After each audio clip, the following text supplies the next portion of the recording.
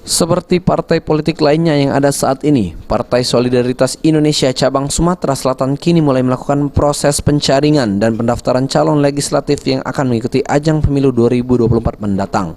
Dalam proses ini, PSI sendiri tidak melakukan pemungutan biaya bagi warga yang ingin mendaftar sebagai caleg, namun harus membawa KTP serta KTA PSI. PSI Sumatera Selatan sendiri pada pemilu 2024 mendatang mempunyai target ada wakilnya yang duduk di DPRD Sumsel 5 hingga 6 kursi. Lalu untuk di kabupaten kota, PSI Sumsel menargetkan ada wakilnya yang duduk di DPRD, dan di pusat dalam hal ini DPR RI.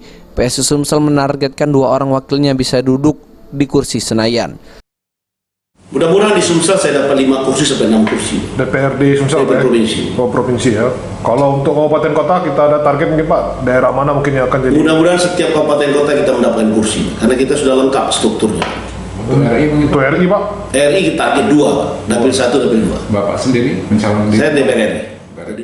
Sejauh ini dalam proses verifikasi yang dilakukan, PSI Sumsel tidak mempunyai permasalahan apapun. Firman Hidayat, PAL TV.